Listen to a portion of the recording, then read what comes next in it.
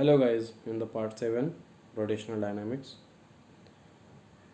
In the previous lecture we have finished the topics of the rotational dynamics.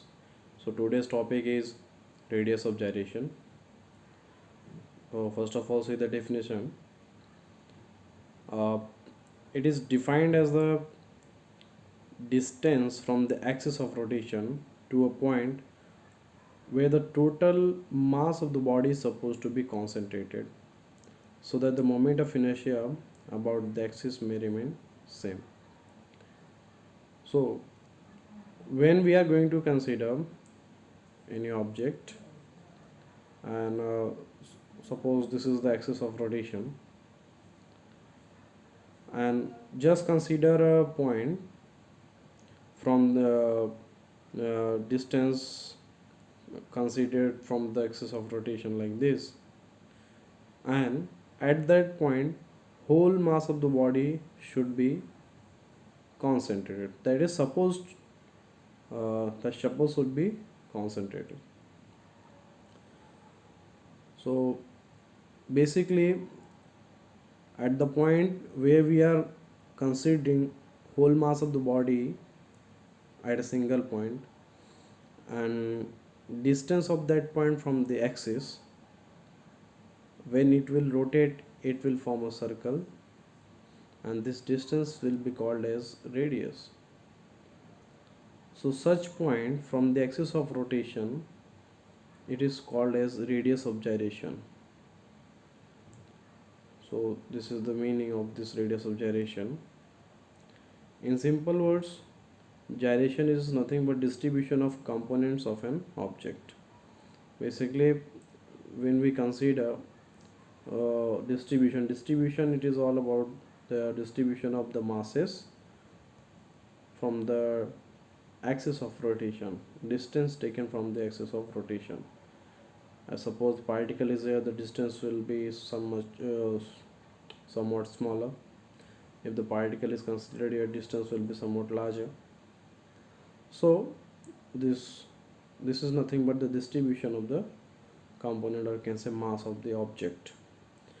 So in such distribution we consider a point where whole mass of the body is supposed to be concentrated. So at that point we will consider that complete mass, or can say total mass of the body, should be concentrated at that point, and the distance from the axis of rotation, or you can say about the axis where this body is rotating, the distance to the point, that is nothing but radius of gyration.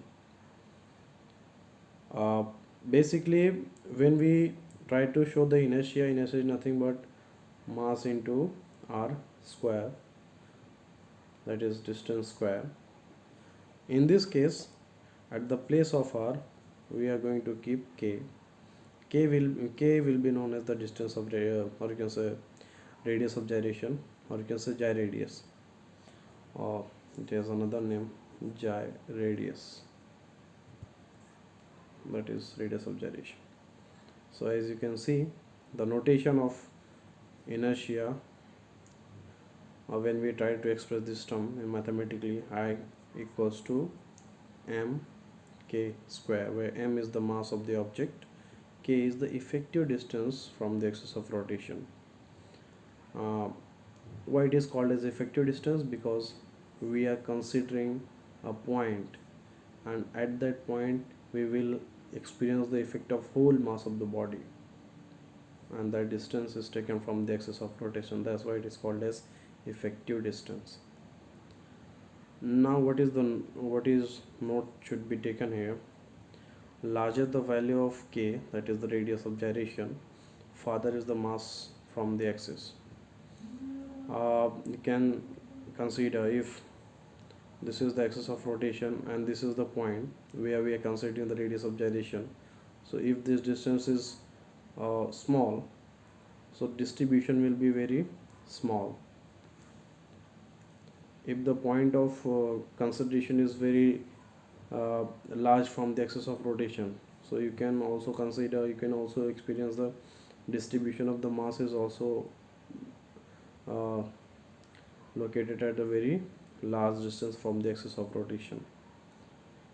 As the distance increasing, distribution of the mass is also increasing. At that point we can consider the validation of the statement. Now consider a uniform ring and uniform disk of the same mass, and also their radii must be same. So what it is about, basically we have to consider a ring and we have to consider a disk. The mass of that ring and mass of this disk should be same, or you can say radius from this center to the outer point, from the center to the outer point should be same. So in this case, when we consider the moment of inertia of the ring, it will become mr square. As you know, we are considering the radius of gyration.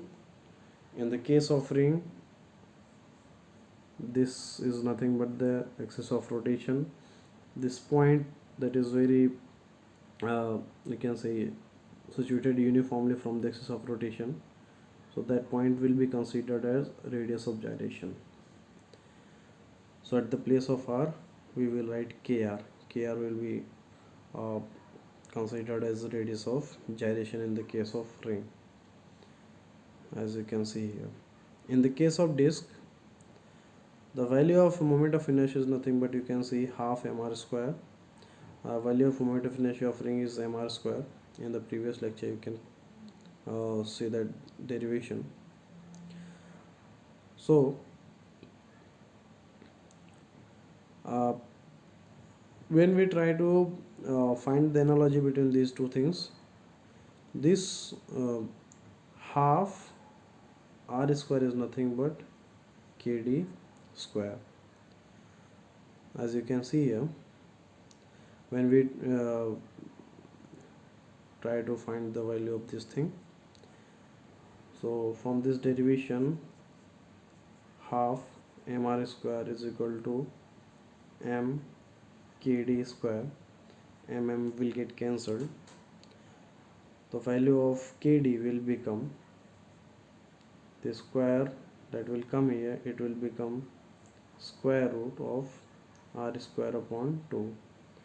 So r square will become r and square root of 2. So value of kd is nothing but r upon root 2, that you can see here. The value of kd is nothing but r upon root 2.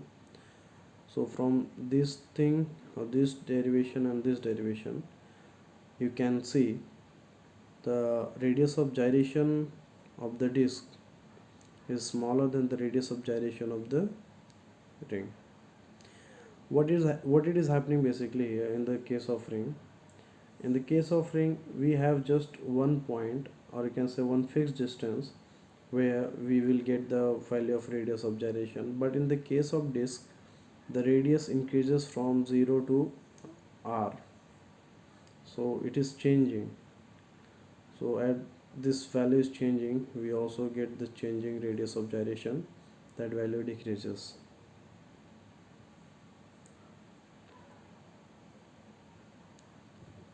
For the note, among any objects of the same mass and radius, the ring has the largest radius of gyration and hence maximum moment of inertia.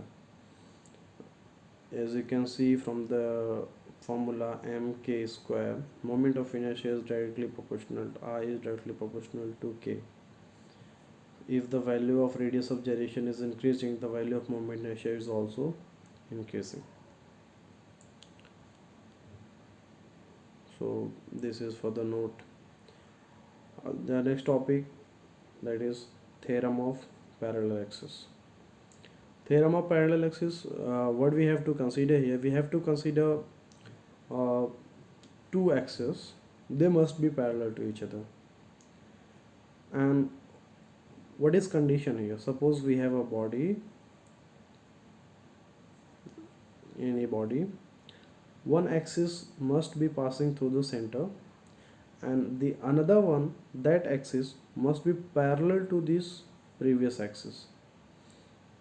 This new axis should be parallel to this axis which is passing through the center. This is nothing but center. uh, in this case we have considered two axes like A, C, B, which is passing from the center of the body, or you can center of the mass of the body. Another axis, that is M, O, P, that is parallel to ACB. Here we have considered point D and point N. What is N? N is nothing but the first of all we should know the distance between O and C. This is H, and on that line we have produced another point that is called as N. At the point N we have drawn a perpendicular DN. Why? Because at point D we have considered small mass element dm, and we have to find the moment of inertia of that very small mass element dm. So from that point D we have drawn a perpendicular distance on point N, and that point N is produced along the line OC. So when we consider the distance of that mass from the axis passing through center, the distance will be CD, and the distance of the axis which is parallel to this central axis, the distance is DO, and this perpendicular on OC is nothing but DN, and this value is CN. In this case we can imagine there are two right angles, like one is from DCN, another one is from DON. So in this case DO will be hypotenuse, and the smaller one DC will be hypotenuse. So this is going to be used, that's why I'm telling you. So suppose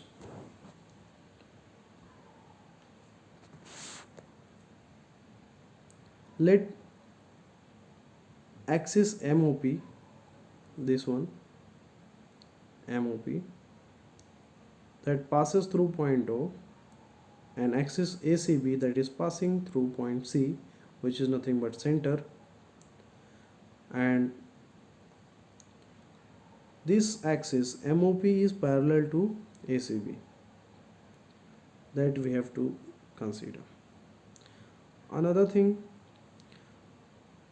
distance between MOP and ACB, MOP and ACB, this distance is equal to H, that is nothing but CO, or you can say OC.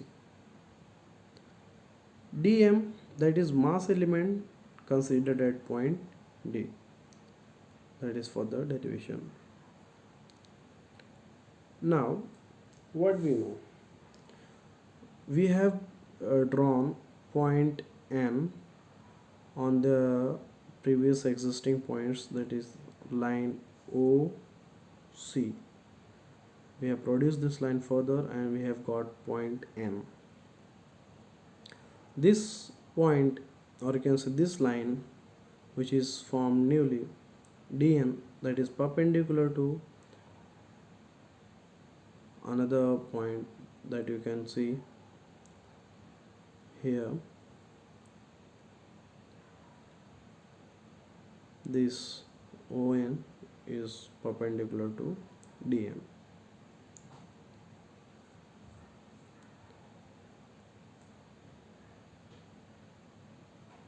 Now moment of inertia about ACB, or you can say the axis along the center, that is IC. As we know the formula, moment of inertia is nothing but R square dm. So in this case distance, that is R, is nothing but DC. So what is DC?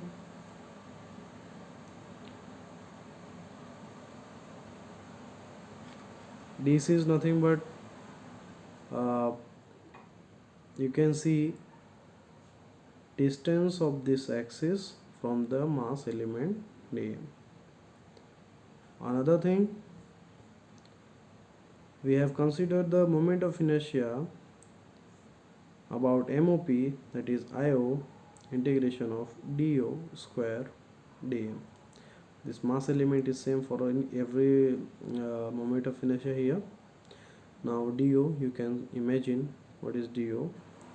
dO is the distance from here to here, that is dO. Another thing is that we will consider here, as we know, DO that is acting as a hypotenuse on the in the triangle of DON, and here that is there is point C. So if we try to find the value of DO, it will become DO square ON square plus DN square. That is one thing. And another thing is that if we try to find the value of ON, that is nothing but OC plus CN. That we have to keep in mind. So as I have written here, DO square is nothing but DN square plus ON square. That's Pythagoras theorem. So moment of inertia along point O, you can say axis, this is nothing but integration.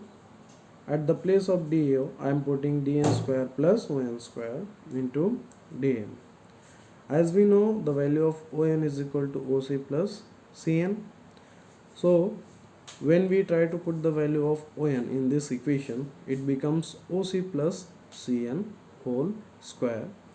So at this place we have to put the formula A plus B whole square, that is nothing but A square plus 2AB plus B square.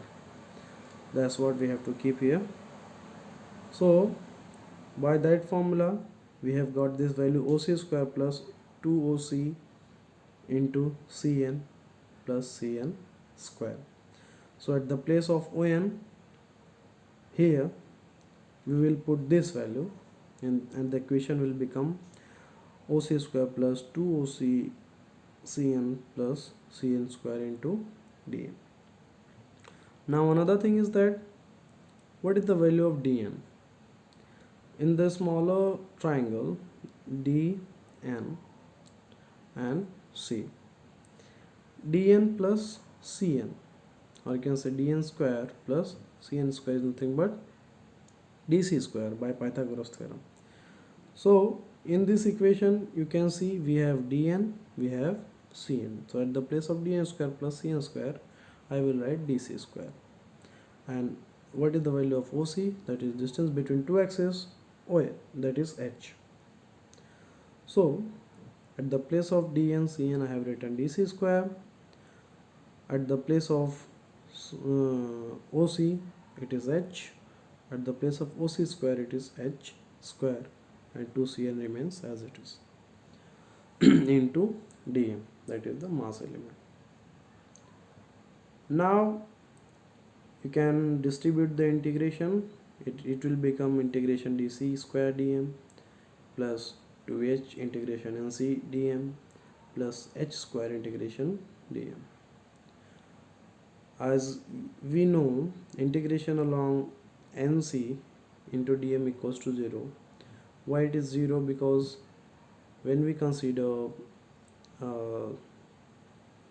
this situation, this n is along this, or you can say very symmetrical from the center of the mass, and if we have any point which is very symmetrical to the center of mass, and if we try to find the moment of inertia, the moment of inertia along the center of mass of any symmetrical point, that is near to, or that is equal to 0. So when we try to find the moment of inertia along this point, that is Cn, or you can say Nc, that will become 0. So here what we have written, that is uh, integration NCDM is equal to 0, that is symmetric mass distribution around the center, or you can say center of mass. So what remains here, it is nothing but integration of dm square dc square dm plus s square dm. But what is dc square dm? That is integration of, that is the value of IC. What is the value of integration of dm? That is mass of the body, because dm is very small mass. When we integrate that, we'll get the total mass of the body. So at the place of integration dc square dm, I have IC, and at the place of this thing I have m dot h square. So what the definition becomes, the moment of inertia, that is IO, of an object about any axis is the sum of its moment of inertia, that is IC, about an moment of inertia IC. That means we are finding moment of inertia along the center of mass axis, which is along the center of mass about an axis parallel to given axis. So the axis around which we are trying to find the moment of inertia, that is IO, that should be parallel to this axis which is passing through the center of mass. And the another thing, one term will become like this, and that is plus, because it was sum.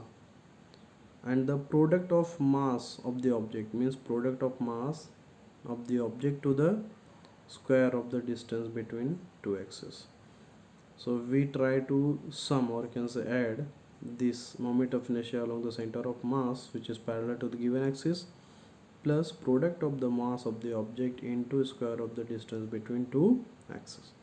That is nothing but the moment of inertia of any given axis which is parallel to the axis passing through the center of mass of the body. So this was the first derivation. Another derivation, that is one of the important theorem, that is called as the theorem of perpendicular axis. This is little bit simple, or can say easier than the previous one. What is the condition here? In the previous one we are considering any three-dimensional object, any object, but in this case we are going to very strictly consider laminar object. That is, you can consider a disc, you can consider a plane sheet. It is plane sheet, that is nothing but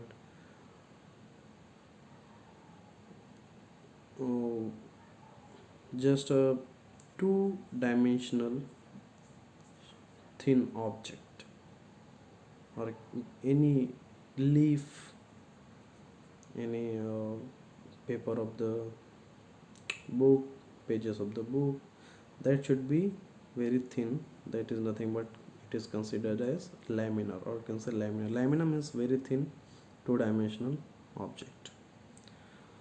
So in this theorem, moment of inertia of laminar object, we have to consider it is nothing but explain the moment of inertia of the laminar objects about three mutually perpendicular axes and concurrent. What does it mean basically? Suppose I have a paper, and one axis is going along the length, another axis is going along the breadth. So these two axes are nothing but in this plane only. Suppose I have considered another axis which is perpendicular to this plane, that will become third axis. So suppose I have considered as x and this is as y, so it will be as z.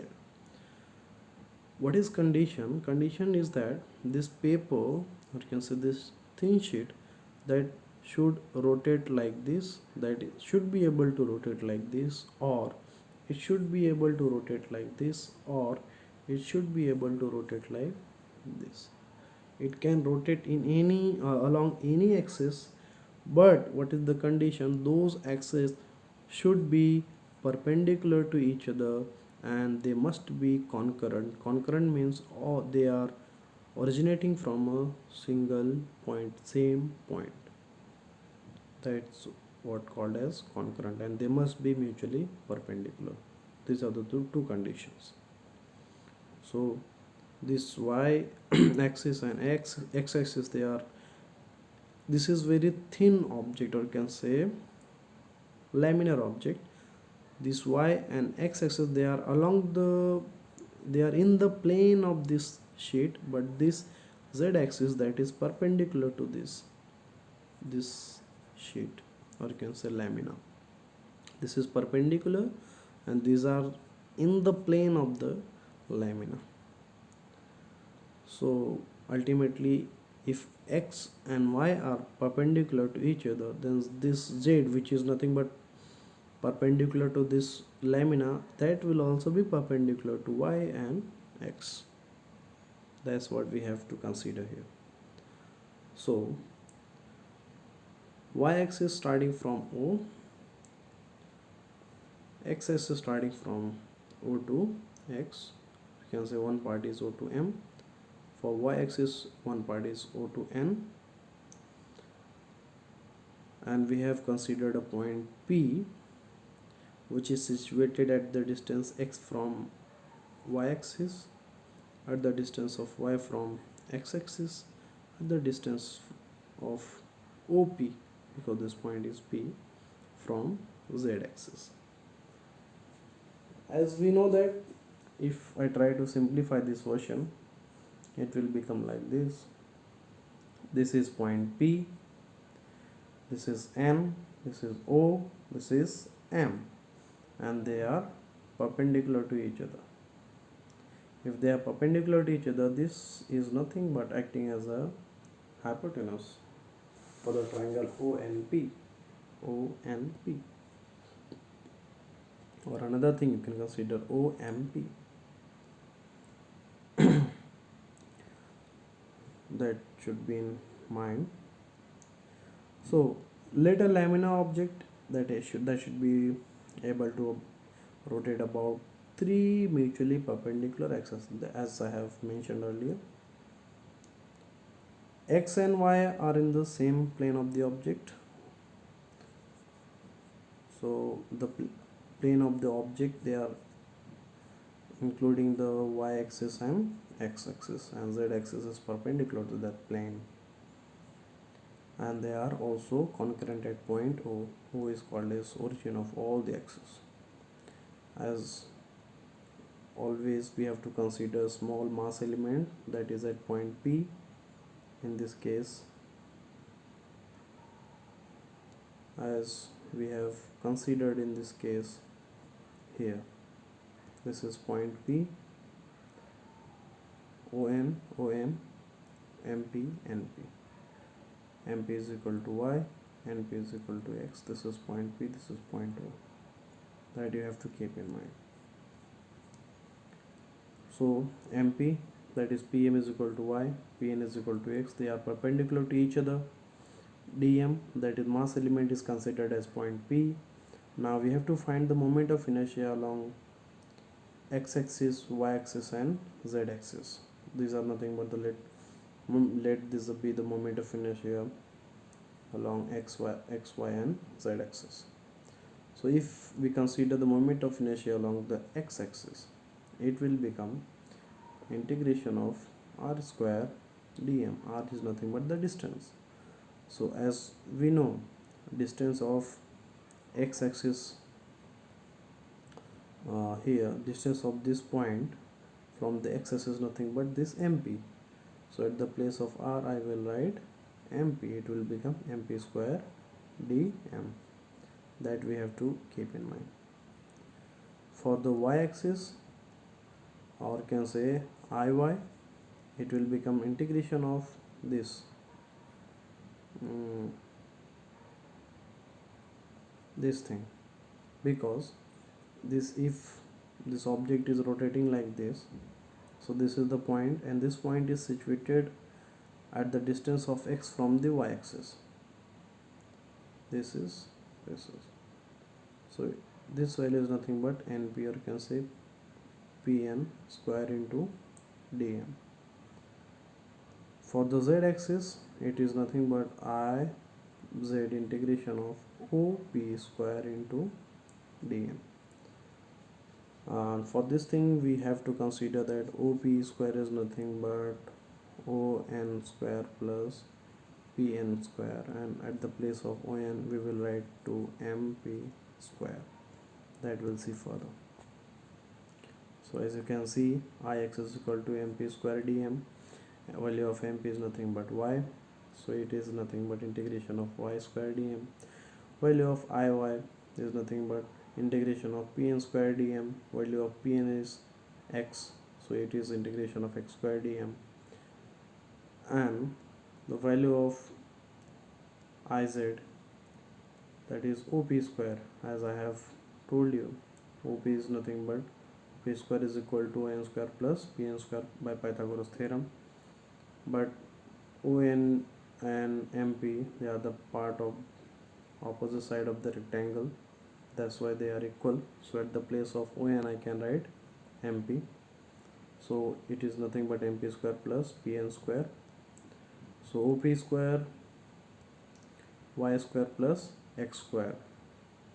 So at the place of op square I will write y square plus x square dm.